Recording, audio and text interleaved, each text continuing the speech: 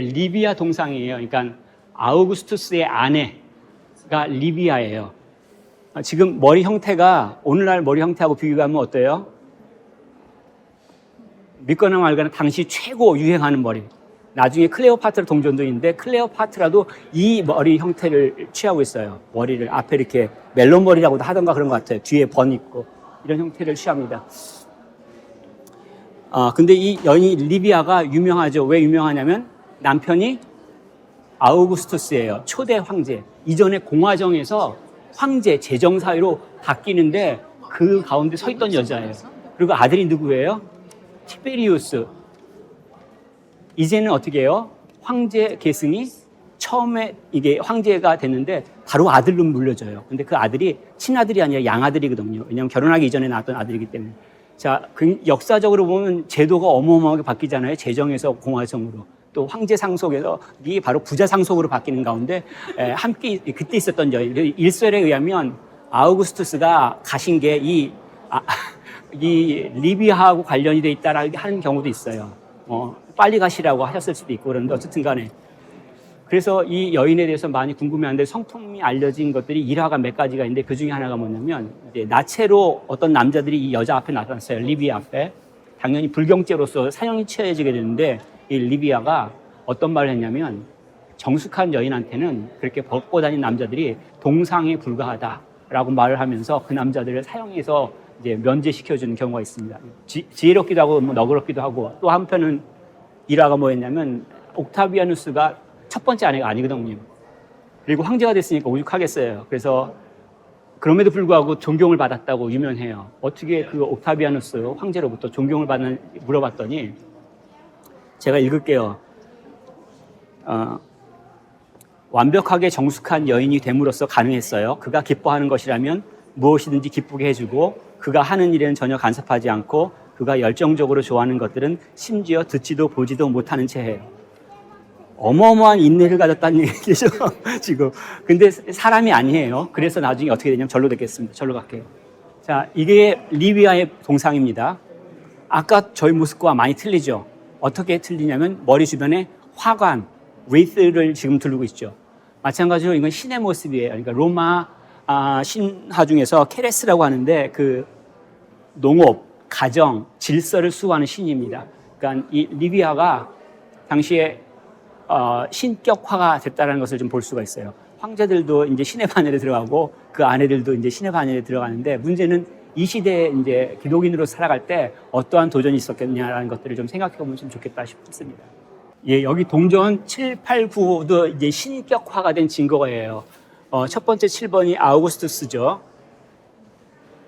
그리고 8번도 다른 황제고 9번은 그 황제의 아내인데 멀어서 잘 안 보이는데 이 특징 가운데 뭐냐면 황제의 머리가 황제가 쓰는 모자를 뭐라고 하죠?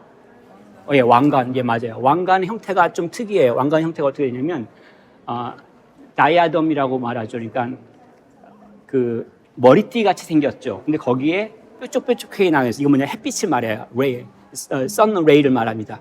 자, 태양이 반짝반짝 빛나는 걸 썼어요. 뭘 말하냐면 신이라는 얘기예요. 그러니까 아우라, 그게 헤일로, 그걸 썼다는 얘기죠. 지금 이 동전 가운데서 뭐라고 얘기하고 있냐면 나는 신이야 라고 말하고 있는 것을 볼 수가 있죠. 마찬가지로 9번도 다른 황제의 아내이기도 하지만 그 황제의 아내도 마찬가지로 신격화가 된 것을 좀 볼 수가 있습니다. 아까 봤던 그 아데미 신전의 동상이 이거예요. 그 브리티시 뮤지엄에서 갖고 있는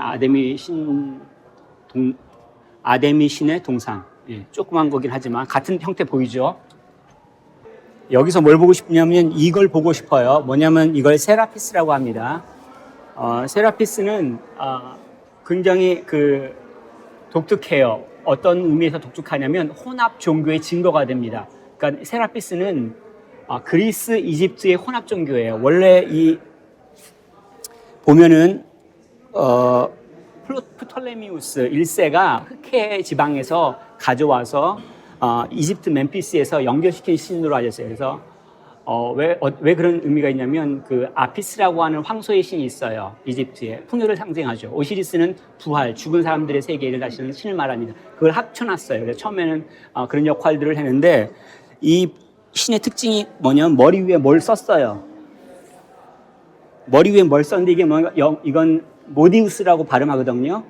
모디우스가 뭐냐면 한국말로 번역하면 굳이 말하면 말 아니면 돼. 그러니까 곡식을 담는 도구예요. 콘, 옥수수를 담는 도구로 사용되죠.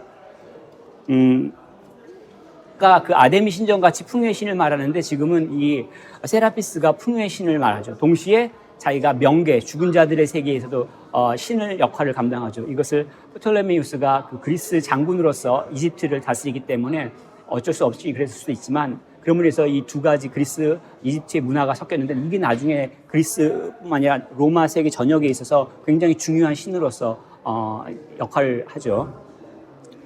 보면은 지금 여기 있는데 연구 목적으로 치웠나 봐요. 원래 이렇게도 상을 만든다. 세라피스인데 오른쪽 아래에 있는 거는 제단에다가 술을 붓기 위한 그 술병이고요. 왼쪽은 그 풍요를 상징해요. 짐승의 뿔에다가 옥수수, 과일, 꽃들을 갖죠. 머리에는 마찬가지로 모디우스를 쓰고 있죠. 세라피스인 걸 금방 알 수가 있습니다.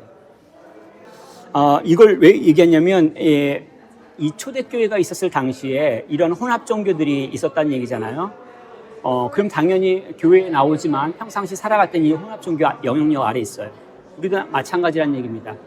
오늘날 우린 봐서 이 사람이 뭐 어디랑 연결된 신이다, 뭐 어떤 영향이 있다 했는데 오늘날 우리가 살아가면서 그런 영향력이 무엇인지 발견해낼 수 있어요.